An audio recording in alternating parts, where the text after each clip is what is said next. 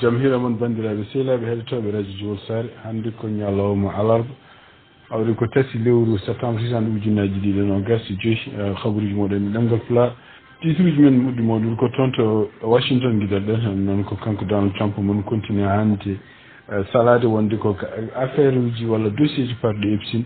ko démocrate en mbaɗi ɗum noon ko hunde no wodani ko noon en wayni ko rewɓe hewɓe renduɓe ɗum noon ko rewɓe ɓe ganduɗa kañumen koyemen toñanoma e temps Epstein puɗɗima hewde doole pour wadde dossier ji ɗiɗo en jaltina habaruji men international guiɗoɗen ko toon to Venezuela ɗum noon en wayni ko kamɓe États-Unis ɓe mbawi hande bombude laana goto laana ka kadi ko yimɓe Venezuela ɓe wonnoɓe kaɗon laana e wiide mabɓe kamɓe États-Unis e surtout ko konngol makko kanko Marco Rubio gonɗo toon to Mexico habaruji men international manaw en toon to Nigéria ɗum noon ko laana goto wi toon kadi toon to état Niger kene ko famɓe fof capanɗe jeegom neɗɗo maayi hen ma en jokkodire Tidiane Niang rokka en kadi élément mo jogini en ko fati coftal balɗe ko ɗum ɗo en gasidiriren journal meɗen hannde oɗo ñalawma alarba tati lewru septembre hitande ujunnaji ɗiɗi nogas joyi ma en gartu joni bandiraɓe sehlaɓe heɗotoɓe radio Diol Sare no mbinɗen e gartide titre ji men e habaruji men guiɗoɗen ko toon to États-Unis tumnade ko CNN opoti hono kamɓe liggotoɓe toon to département toppiti ko fate cellal ene woni kene ɓuuri ujunere neɗɗo ɗum noon ko yimɓe liggotoɓe toon joni walla yimɓe mennoɓe liggade toon ɓe bindi leesal fade kanko Robert F Kennedy e ñalawma alarba hannde ɗum noon ñagade ɗum wiide wonde ko ene wayno ko gardini muɗum toon to département parɗe e cellal e wayno oɗo saa joni ko hunde jogonde wadde gurdam américain ji fof e danger e wiide mabɓe kadi ene wayno ko kanko Robert F Kennedy ene wonde ko gueɗe ɗe waɗata ɗe wona gueɗe parɗe e science wona gueɗe kadi parɗe e cellal wona gueɗe kadi poɗɗe jukkiɗe ko wiyete ko mbiyata sens ɗum ɗo fof ari ko caggal nde kamɓe département toppiti ko fate cellal nde ɓe jii hono jaɓanoɗo kañum hoɗum yo arde oɗo département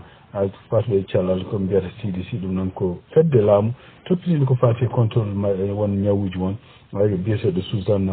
Monares kañum ho ɗum nende saka taw ko kanko Donald Trump laammo ko seekin e wiide mabɓe noon kamɓe Donald Trump woni kanko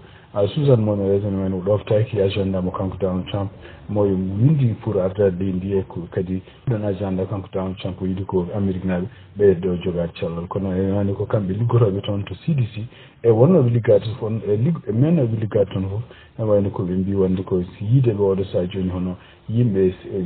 haraleɓe ko fati science haraleɓe ko fati cellal continue sekede toon to CDC walla kañumen koyumne continue woppude liggaji men sibabude gardigo fewani ko caɗele jogonno wonande américain ji donc ɓe bindi lettre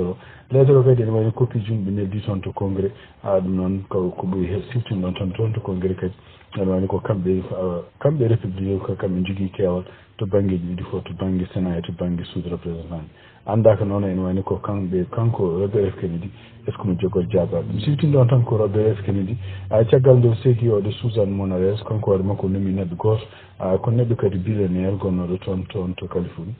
kadi ene wayno ko kañum hoore mum ha meeɗi haalde wi wonde ko ene anndi safaruji ko fate Covid ɗiɗon safaruji noon e caggal nde yitande ko gueɗe ɗe ngannduɗa jaadani e science ko wawi wonde fof ko oɗon kadi ko neɗɗo mo ngannduɗa kañum hoore mum jaɓani kala ko wiyete vaccin ji walla kala ko wiyete poɗɗe ɗe ngannduɗa e wiide muɗum kañum Robert F Kennedy ko ɓuuri hewde ɗeɗo poɗɗe walla ɗeɗo leɗɗe walla ɗiɗo vaccin ji ko gueɗe ɗe ngannduɗa baɗɗo posone kadi ene hawnaki kañumen koyemen ene jeeya ko ñawde sukaɓe ko wawi wonde fof ene wayno ko kamɓe ɓeɗo liggotoɓe toon no département santé ɗum no ministére santé ene wayno koɓe mbindi oɗo lettre pour wiide wonde ko kanko Robert F Kennedy on foti démissionde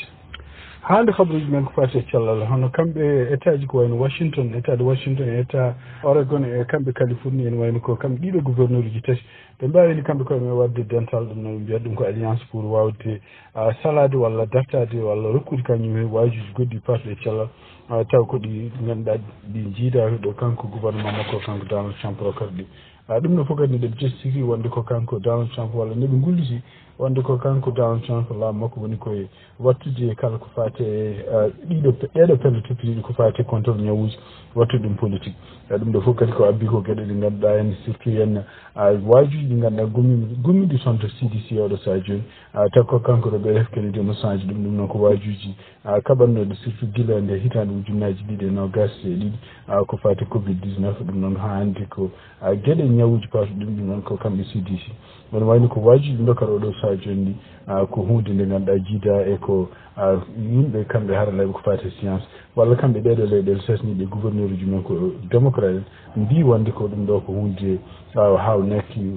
ɓeydude risque wonande États-Unis wawi wonde fof ɗeɗo leyɗele tasno mbiɗen ni état de Washington état mo Oregon e état kamɓe mo Californie ene wayno ɓe ndenti ɓe mbaɗi fedde mabɓe pour wiide wonde ko kamɓe koye mabɓe kala ko fate wajuji cellal e état ji mabɓe ɗiɓe gondi ko kamɓe dokata ɗiɗon wajuji wona ummade toon to CDC mo ganduɗa kamɓe kanko Robert F Kennedy arti ɗum noon kadi ko hunde kadi ko haareji ɗiɗo sahaji goɗɗi kadi jantuɗe kadi haareji kanko Donald Trump laamu makko haɓata he ɗiɗo état ji tati siftin ɗon tan ko toon to Washington DC kanko Donald Trump laamu makko ne wayno addino toon waɗi toon militaire uji pour wiide wonde kene haɓa e homeless en walla ne haɓa ene wiide wonde ko crime aji ne kewi toon Californie kadi ene siftira kadi kanko Donald Trump neldini toon garduji toon to Los Angeles kadi Oregon kadi ko ɗum o yiɗi wadde oɗo saha joni ɗum ɗo fof noon ɓeɗo tata ko en wayno oɗo saha joni ndendi pour sosde nder fedde mbiya ɗum ko alliance kamɓe ɗiɗo gouverneur uji tati démocrate en jeeyaɗo ɗeɗo leyɗele hande habaruji men to États-Unis ene wayni ko kamɓe suudu représentant ji ɗum ɗon ene wayni ko gardugol kanko John Comer ene wayni ɓe mbawi yaltinde jabde woppude won fayluji walla won dossier ji parɗe makko kanko Epstein ɗum noon ene wayni ko ɗum ɗo fof ko gueɗe ɗe ganduɗa tugnata hande CNN ko reporti walla AP News ko reporti gala gueɗe ɗe ɓe goppi ɗe kala gueɗe ɗe ɓe jaltini ɓe jamiri yo yaltini yo janggi walla yo yiye ɗum ɗo ko ɓuuri hen hewde déjà ko hunde andade ko ɓuuri hewde ko yiɗa yoɓe jaltini ko henne kamɓe ɓe calimi yaltini ɗum ɗum ɗo fof nani wayni ko kamɓe département justice siftinde tan ha hande AP News ko haali gardiɗo département justice o hono kanko Pam Bondi kanko gardiɗo FBI hono kanko kadi Kash Patel e kanko kadi gonɗo vice président mo États-Unis hono kanko J.D. Vance e kanko kadi gardiɗo FBI adjoint hono kanko Bongolo e wani ɓeɗo nayi fof ko yimɓe wullannoɓe kañumen e Donald Trump ko ɓooyi pour wiide walla kala dossier ji ɗi ganduɗa parɗo ene Epstein ɗi ganduɗa FBI enquêtine ɗum walla kamɓe gouvernement fédéral ɓe enquêtine ɗum taw oɗum saha wonno e laamu ko kanko président Joe Biden wullannoɓe wonde ko ɗiɗon dossier ji fof yo jaltin ha laaɓa oɗo saha joni noon koɓe laami ko enen wayni ko ɓe jettinima kamɓe koye men mbi ko ɗiɗo dossier ji won gueɗe gonɗe hen ɓe mbawa yaltinde ɗum ɗum noon kadi ene wayni ko ɓeyduɗum oɗo saha joni ko kamɓe ɓeɗo rewɓe ko ɓuuri hen hewde hen ko toñanoɓe e temps kanko Epstein nde wuuri nde ene wayno ko mbi wonde ko kanko nguɗo laamu ene wayno renani droit ji mabɓe kamɓe ɓeɗo rewɓe walla renani droit ji yimɓe toñaɓe mais ɓuuri rende ko droit ji makko kanko Donald Trump par ce que omo jeeya e yimɓe ɓe ganduɗa ene takkaɓe ɗiɗo liggodiri e kanko Epstein nde wuuri nde ko wawi wonde fof ene wayno ko kanko Donald Trump mon continue ƴettade surtout démocrate ene wiide wonde ko démocrate en gudditi oɗo dossier walla ko way ɗum kono noon siftindon tan ko kanko Elon Musk balle nde o haaɓi Donald Trump de ko kanko yaltini oɗo dossier o wi wonde ko Donald Trump kañum hoore mum ko pédophile ɗum noon ko neɗɗo janannoɗo e sukaɓe kadi ene wayno ko kañum hoore mum kañum e Epstein fof ko yimɓe fodɓe sokede ko ɗum woni dossier ɓeydi lollude oɗon saha ko jiiɗa e Elon Musk kadi ene wayno ko kamɓe républicain ji ɓurno yañmide ko fate Epstein wiide wonde ko Epstein mayde muɗum e hitande ujunnaji 219 ko sibabude kañum hoore mum ko ene joguino yimɓe liste ɓe liggodiranno taw ko démocrate ko ɓeɗon mbaɗi complot ha wara kono ene wayno ko caggal muɗum kamɓe nguuɗo laamu koɓe gari ko haysinde wona mabɓe mbiyanno wonde ko Epstein ko baraɗo ene wayno ɓe tawi enquête aji ɓe mbanni ɓe mbi wonde ko Epstein koñum hoore mum koko wari hoore mum ɗum noon ko version mo karannoɗo guila nde Epstein mayi nde ko wawi wonde fof ene wayno ko oɗo saha joni ɓeɗo rewɓe kadi ganda ko doolen ko yimɓe toñanoɓe nana mbaɗa organisation mawɗo kadi nana continue ene gonani en mbaɗi résistance pour wonde laamu ngu il faut ko yaltina dossier o ha enquête ha laaɓa e kañumen koye men droit ji men poti ɗoftede ko ɓuuri hewde ɓeɗo rewɓe kadi ko sukaɓe gonno oɗon saha ko ɓuuri hen hewde mabɓe kadi ko hawnaki ni ko yimɓe liggodinoɓe kanko Donald Trump galleji makko ko toon guitta après jeehi haade mumen yaade toon to Epstein donc ene wayno ko cuusano haalde nden kono ene wayno oɗo saha joni ene wayno joguima cuusal ɓurtugal pour wawde haalde défendre koye mumen e wiide wonde gueɗe ɗe mbaɗaɗe il faut ko haale ha laaɓa donc ɗum noon kadi ko hunde nde ganduɗa oɗo saha joni comme Donald Trump ene wonanima hoore mum sande mawde par ce que omona waɗa peeje fof beele ɗum nde natta haalede kono ene wayno oɗo dossier nene ɓeydo jogade doole ñande fof ɗum noon ene wayno ko hande gueɗe kamɓe laamu ngu ɓe jaltini entre no pottital ngal wadduno kanko Ghislaine Maxwell ɗum noon ko debbo mo ganduɗa liggotonoɗo EPSino cokkonoɗo taw kaso muɗum dottono muɗum ko duuɓi nogas mo ganduɗa kanko adjoint ministre toppitiɗo ko fate justice ɗum noon ko avocat kanko Donald Trump mo yaano sono fotte muɗum e nder kadi koɓe jaltini kamɓe laamu ngu e nder kadi koɓe jaltini kamɓe laamu ngu ɓe jaltini hen gueɗe kewɗe kanko debbo mo haal surtout omo yetta Donald Trump ko ɗum waɗi no caggal muɗum ko teskirani hono kanko Donald Trump caggal nde oɗo entretien ɓenni hono kanko Ghislaine Maxwell ene wayno kaso to wonno so itta toon o waɗa e nokku goɗɗo taw ko nokku way kono galle ni ko kanko woni hen ko wawi wonde fof ene wayno oɗo saha joni kamɓe ɓeɗo rewɓe yettuɓe wulɗoɓe pour affaire uji droit mabɓe ɗo ɗofte eɓe continue hande wiide oɗo debbo affaire mum il faut ko haala hen par ce que kañum hoɗum ene jeyanno yimɓe ɓe ganduɗa wurtoɓe cukalon ndewon e kanko Epstein e kanko Donald Trump foof e nder kadi haalluji jaltuɗi ene wayno ko kanko oɗo Maxwell o haali kadi gueɗe kewɗe ndi ganduɗa en yimɓe ɓe ganduɗa nde e oɗum saaha fottunoɓe e kanko Epstein ene jeeya hen hono kanko ancien président Bill Clinton ene jeeya hen kadi kanko hoore makko gonɗo joni ministre toppitiɗo ko fate cellal o hono Robert F Kennedy ene jeeya hen kadi hono prince jeyaɗo sonde Angleterre biyeteɗo Andrew ɓeɗo fof ko yimɓe ɓe ganduɗa en e wiide makko mbawino jotodirde Epstein e nder nde o andi ɗum nde habaruji men international giɗɗoɗen d' abord ko eko yalti e jamme hono kanko Donald Trump hawnaki mo haalde hono kanko Volodymyr Zelensky ɗum noon ko janggo ñalawma alhamis ɗum nde fof ko caggal kadi de kanko Donald Trump o haali nde o fotti hande jeyde hen koɓe wonnoɓe toon to Maison Blanche e caggal nde o namda namkeɗi o wi wonde ko maw haalde janggo hawnaki hono Volodymyr Zelensky ɗum ɗo fof noon ari ko caggal nde kala peeje mbaɗe toon pour dartinde guerre gonɗo toon hakkude kamɓe Ukraine e kamɓe Russie nde ene wayno ko ɗeɗen peeje fof nde natti wawde hollude wonde ko guerre o ma dar ɗum noon e nder konngol ngol ƴefti o wi wonde ko maw haalde hono Volodymyr Zelensky ko ɓooyani e kadi o wi wonde ko omo andi holkoɓe jogori wadde donc mo haalde muɗum ko fate balɗe garoje ɗe hen donc maɓe jii holkoɓe kaldata donc o jaɓani nadde décision holko jogori haalde Donald Trump siltinde on tan ko gila pottital makko kanko Vladimir Putin toon to Alaska ene wayno ko kanko Donald Trump o ɓuuri haalde toujours wiide wonde ko condition ngaji kanko Putin ɗo haaldi alay saago kamɓe Europe naaɓe ne wawa ƴewde ɗiɗon condition ngaji kadi ɓe ƴeewa holno wawi jaam wawi dañirede taw jaam bawɗo dañirede fof ko wonata koye hakkude wawi wonde fof ne wayno ko kamɓe Ukraine oɗo saha joni ɓe jaɓani kala ko woni leydi mabɓe koɓe goppiri ɗum Russie ni kañum hoore mum jaɓani oɗo saha joni yaltinde militaire ji mum e nokkuji ɗi occupé ɗiɗon nokkuji noon ene jeeya hen nokkuji ɗiɓe keftuno guila hitande ujunnaji ɗiɗi sappo e nayyi toon to wiyete Crimea ko wawi wonde fof ne guerre o nane continue ɗum noon ene wayno ko kamɓe Russie naɓe eɓen continue bombarduji mabɓe Ukraine naɓe kañum enen continue wattade oɗo saha joni habaruji men ha hande international e tumnade kadi ko yalti ñalawma hono kamɓe États-Unis ene wayno ɓe bombardi batuji gonnoɗi toon to maaje ɗe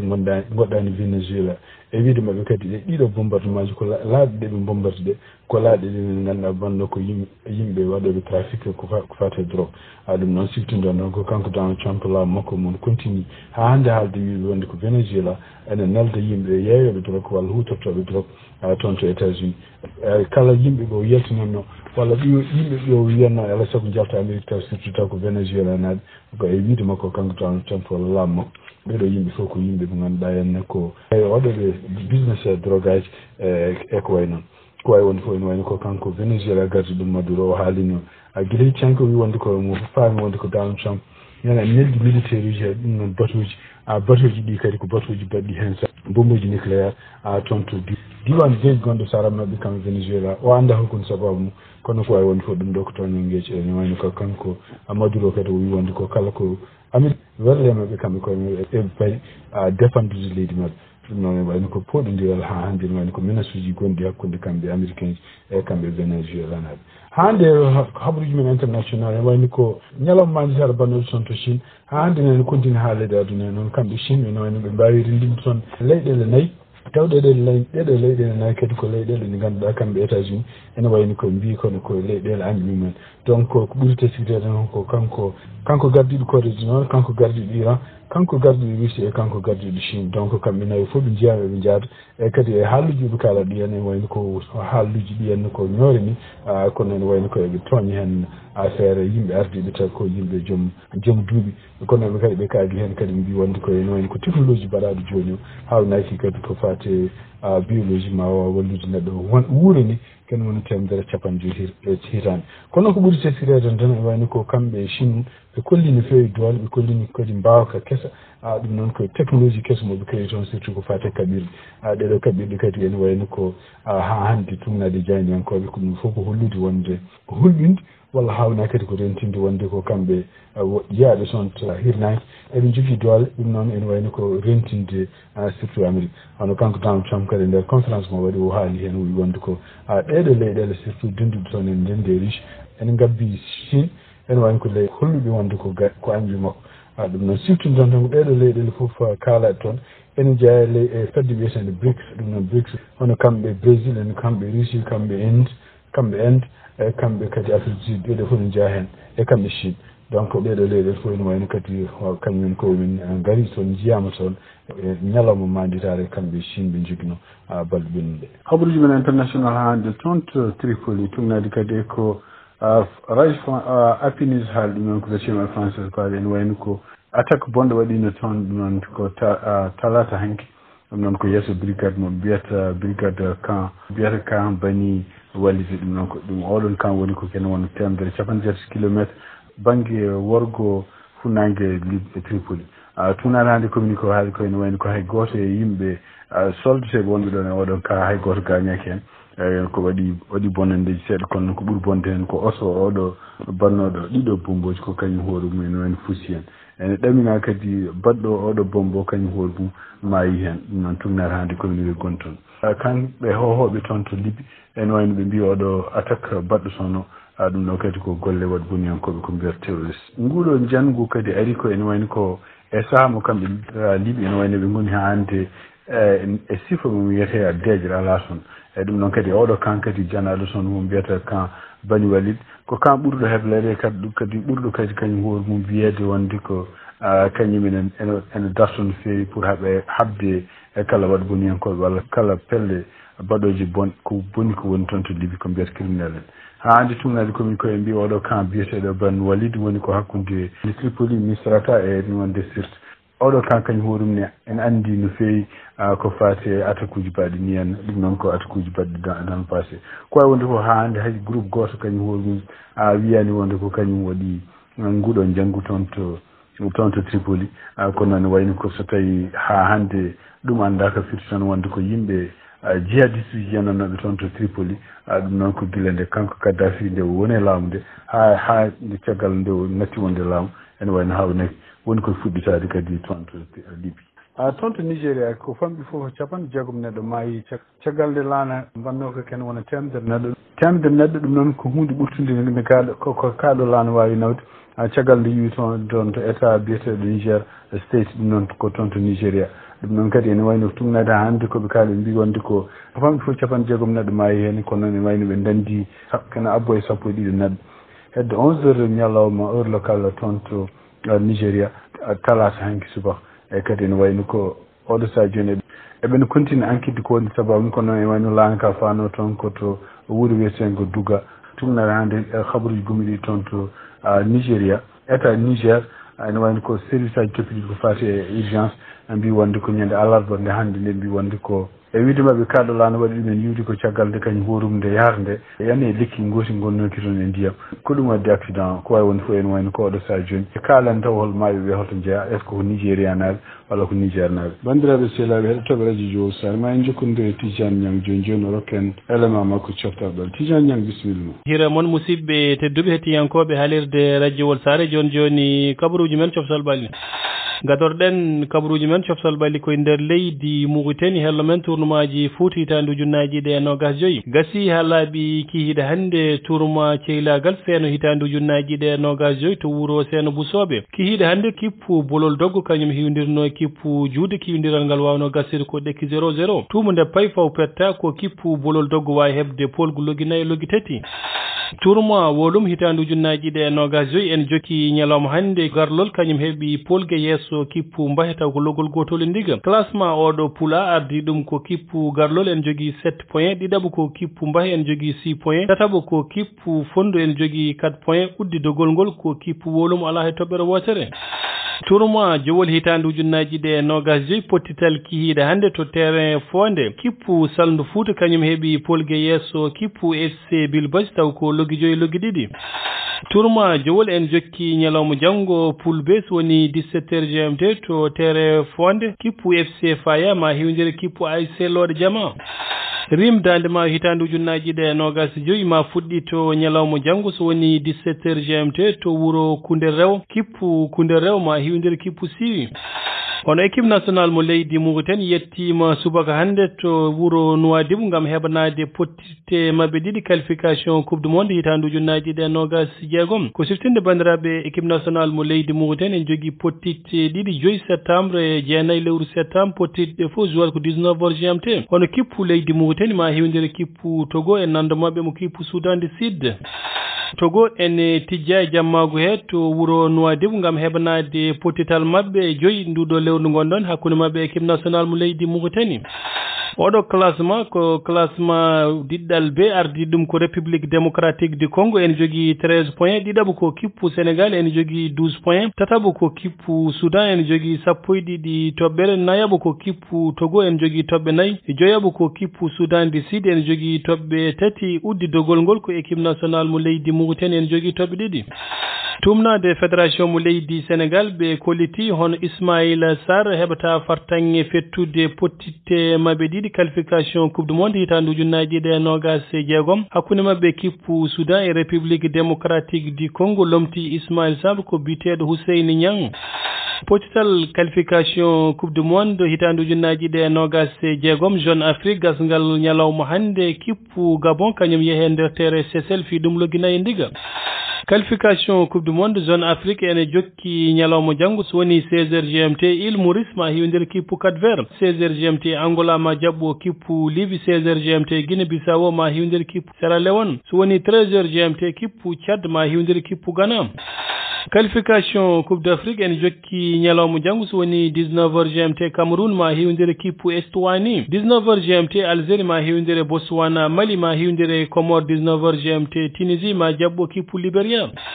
gudiren kabruji men coftal balli qualification coupe du monde hitandu junnaji ɗe nogas e jeegom zone Europe ñalawma janggo 18h45 GMT Pays-Bas ma hiwdir kippu Pologne 18h45 GMT Slovaquie ma hiwdir kippu Allemagne 18h45 GMT ñalawma janggo Espagne ma hiwdir kippu Bulgarie 16h GMT kippu Turquie ma hiwdir kippu Géorgie kabruji men coftal balli ko ɗo kayɗe en calmini hettiyankoɓe haalirde radio Wolto Mbawi wonde fof Tidiane Niang a jarama bandiraɓe sehlaɓe heɗotoɓe radio Jowol Sare kabruji min jogon noon hannde oɗo ñalawma alarba kasi lewru septembre hisandu ujunnaji ɗiɗi no gasjo gasi ha laaɓi yen mbaala jaam ha jangkor so Allah joni on jarama ko musidɗo mon Amadou Touré haldunaɓe moɗon en mbawino wallodirde journal on Tidiane Niang joɗoniɗo en to Nouakchott